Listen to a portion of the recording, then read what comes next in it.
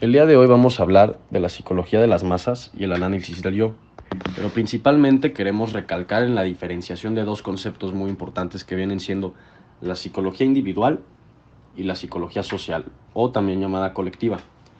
¿Por qué queremos hacer la diferenciación entre estos dos conceptos?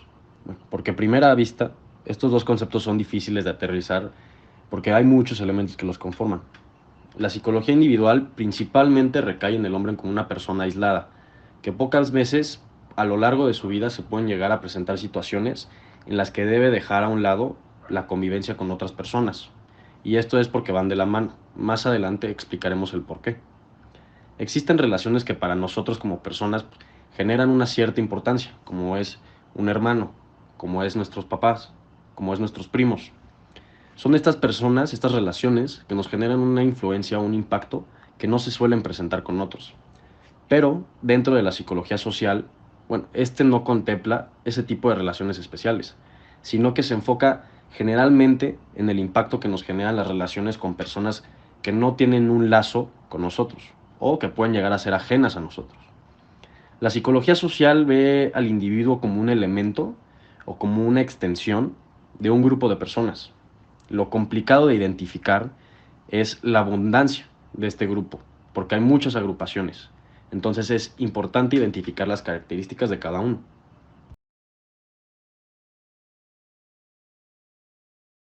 Capítulo se llama El alma colectiva según Le Bon y nos explica un poco cómo se comporta y sus características de esta mencionada. Le Bon nos dice cualquiera que sean los individuos que la componen por diversos o semejantes que puedan ser, sus características o su inteligencia, el simple hecho de hallarse transformados en una multitud los dota de una especie de alma colectiva. El alma colectiva les hace sentir, pensar y obrar de una manera completamente distinta de cómo actuarían, sentirían o pensarían de forma individual o aisladamente. De este modo se formaría un carácter medio de los individuos constituidos en multitud. Pero Le Bon cuenta que tales individuos muestran también nuevas cualidades particulares. En la multitud se nos muestra determinada por diversas causas.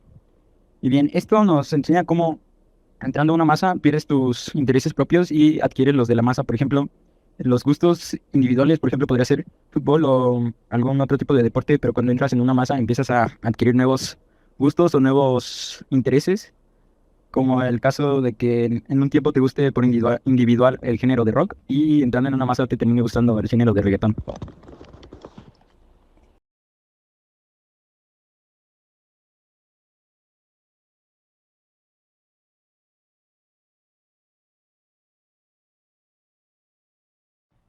El interés personal es algo que nos motiva a nosotros como personas al actuar. Es lo que impulsa a un individuo a tomar una acción. Pero si nosotros observamos a los grupos sociales, podemos ver que el interés personal no es algo que se presenta tanto, no es algo tan determinante en el actuar de estas personas. McDougall, a través de sus aportaciones, pues nos da a entender que para las masas, para que se puedan integrar entre ellos, tiene que existir algo que los relacione, tienen que tener algo en común. Y es más fácil que interactúen entre ellos si encuentran alguna semejanza. Estas relaciones o estos lazos se pueden encontrar o se pueden presentar a través de una valoración emocional, ya que McDougall dice que al existir una pasión por lo mismo, pues, de cierta manera se pierde el individualismo. Al existir esta relación, el individuo puede dejarse llevar por la emoción y pues pierde ese sentido objetivo. La persona es impulsada a ser y actuar como los demás para estar, podríamos decir que en la misma página, en la misma sintonía. Uno como individuo posee ciertas características y ciertas cualidades que diferencian a uno. Y al integrarse en los grupos sociales, estas características se van perdiendo poco a poco y se llegan a formar las masas.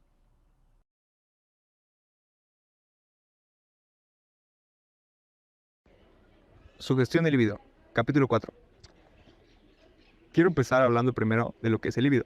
El libido es esta energía que todas las personas tenemos, según Sigmund Freud en su teoría, la cual hace que nosotros depositemos un vínculo emocional en cualquier objeto, ya sea objeto o persona. Pues hace que nos relacionemos a través de este, no solo de manera sexual, sino de manera vincular. Lo que busca este libido es mantener ciertos niveles de nuestras emociones buscando el bienestar de los mismos. Básicamente es eso. La sugestión. La sugestión es un modo de psicoterapia. En algunos casos se puede implementar en la psicoterapia, lo cual es prácticamente sembrar una idea o sembrar un concepto en la otra persona.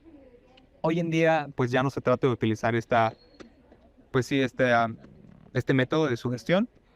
Y pues bueno, la sugestión juega un papel fundamental en lo que son las masas y en el entorno, ya que pues puedes controlar a las personas a través de la misma.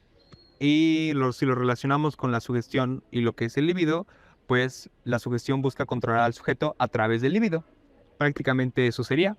Pues la sugestión busca domesticar el líbido de las masas, haciéndonos a las personas más pasivas, sumiéndonos hacia las normas jurídicas, sociales. Prácticamente eso.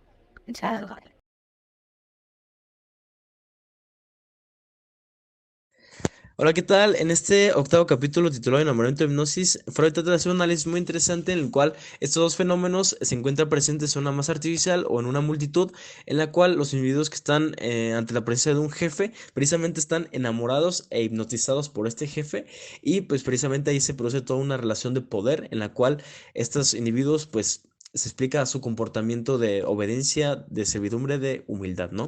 Comencemos por el enamoramiento, que Freud lo define de la siguiente manera. El enamoramiento no es sino un revestimiento de objeto por parte de los instintos sexuales encaminado a lograr una satisfacción sexual directa y que desaparece con la consecución de este fin. Aquí Freud explica que en el enamoramiento hay un fenómeno que es la superestimación sexual, en la cual el objeto amado queda sustraído de toda crítica y sus cualidades son elevadas en un alto valor, mucho más alto de lo que son realmente, ¿no? Aquí el juicio se nubla ante la idealización de la persona, y aquí tiene una causa muy interesante que explica Freud, en la cual el objeto amado pasa a una parte del libido narcisista. ¿Esto qué quiere decir? Que amamos al objeto a causa de las perfecciones a las que hemos aspirado para nuestro propio yo. Esto es esencial debido a que el objeto amado, que es el objeto que estamos observando y es el objeto que estamos amando, sustituye el ideal propio del yo y no alcanzado del yo.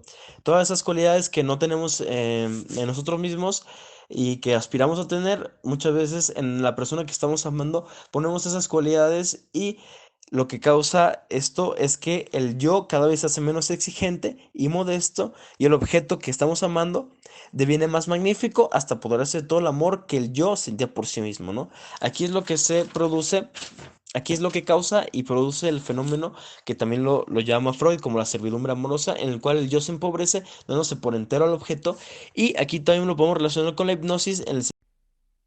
El autor Sigmund Freud nos plantea la necesidad de investigar y describir más en profundidad la morfología de las masas. En este contexto se destaca que una simple reunión de personas no es suficiente para ser considerada una masa, a menos que se establezcan ciertos lazos afectivos entre los individuos, especialmente aquellos que los conectan con el líder. El autor menciona que las masas con un líder son más primitivas y perfectas que las que carecen de uno, y que incluso el odio hacia una persona o institución puede actuar de manera similar al afecto positivo en la formación de lazos afectivos. Esto lo podemos ver en las manifestaciones, principalmente, y de esta manera ejemplificar un poco a lo que se refiere el autor con esto. Cuando vemos una manifestación, vemos que cierto grupo de personas se une por una razón en común, y esta razón normalmente suele ser el rechazo que se le tiene a cierta situación o institución o persona. Se reflexiona sobre el comportamiento afectivo de los individuos y cómo se relaciona con las masas. Destaca que las relaciones íntimas suelen dejar sentimientos hostiles que requieren represión para desaparecer, pero que en el contexto de una masa, la intolerancia desaparece y los individuos se comportan de manera tolerante y sin aversión hacia los demás. Según el autor, esta restricción del narcisismo solo se puede alcanzar a través del enlace libidinoso con otras personas.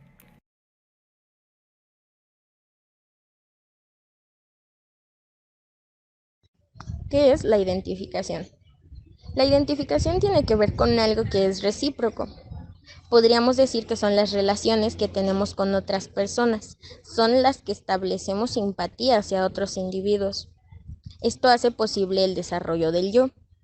Las identificaciones expresan el deseo constante e inconsciente de ser como otra persona.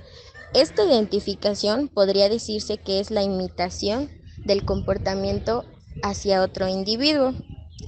Este tipo de identificación se puede dividir en dos grupos, identificación primaria e identificación secundaria.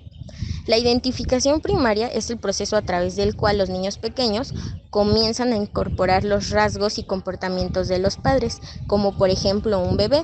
Este comienza a identificarse con su madre conforme avanza la interacción y la relación con ella. En esta interacción es en la que actúan los mecanismos de proyección e identificación que hacen que la relación no pueda ser descrita como un término de sujeto aislado. También tenemos la identificación secundaria. Esta se refiere a la forma en la que las personas adoptan los ideales y los valores de su cultura y su sociedad. Podría decirse que la identificación puede explotarse por aquellos que buscan controlar o manipular. Esto lo hacen los mejores líderes, ya que utilizan a menudo estas técnicas de identificación para generar lealtad y apoyo de sus seguidores, como por ejemplo los políticos. De la identificación también podemos destacar como importante para las relaciones entre sí y cómo influencian en las masas. El sentido de que el hipnotizado da pruebas de su humilde sumisión, docilidad y ausencia de crítica, y el hipnotizador es el único objeto digno de atención para el hipnotizado, ¿no? En este sentido, el enamoramiento es muy sencillo de explicar con la hipnosis, debido a que en el enamoramiento, eh, precisamente, pues el yo se da por entero al objeto amado y se empobrece de tal manera que existe una servidumbre, una humillación, y se dan muchas veces estos fenómenos en el cual todo lo que hace el objeto amado es bueno e irreprochable, y se llega hasta el crimen sin remordimiento. Y pues básicamente, de una manera muy resumida, el objeto ha ocupado el lugar ideal del yo. La masa y la horda primordial. Existen diversas condiciones que causan que los individuos no tengan represiones de sus mociones pulsacionales, como por ejemplo todas esas condiciones llevan a la generación de conciencia de las masas. La masa es una organización concreta con cierto tipo de jerarquía. Es necesario que se tenga un líder, ya que con la ausencia de este líder se pierde el fenómeno de una masa. Se destaca la sugestionabilidad, ya que ésta ayuda a explicar la imitación, el prestigio y la aparición del efecto dentro de la masa. En este capítulo, Freud implementa el libido como la cantidad o magnitud cuantitativa de las pulsaciones relacionadas con el amor, y lo relaciona a la sugestión. La identificación también es importante, ya que, como se mencionó antes, esta misma es el vínculo que se tiene con otro individuo, ayuda a la influencia de las masas, es decir, la ligación afectiva con un objeto. Retomando los movimientos pulsacionales individuales, estos se exteriorizan y se convierten en pulsaciones de una masa, lo cual responde a un instinto primitivo, y esto lleva a una horda primordial. Una de las cosas que ayudan a diferenciar la horda de la masa es la relación con el conductor de esta misma. Por ejemplo, en la masa el conductor primitivo es libre de hacer todo lo que quiera, y aún así lo van a seguir por el simple hecho de que es el líder. Existe una transición entre masa e individuo, es decir, la psicología de la masa a lo individual. Esta transición tiene que ser ágil y eficiente. Sin embargo, podemos decir que esta individualidad viene atada a la sustracción y satisfacción de la libido, de lo cual hay ligazón, aspiraciones sexuales, y al liberarse sexualmente el individuo se aleja de la masa.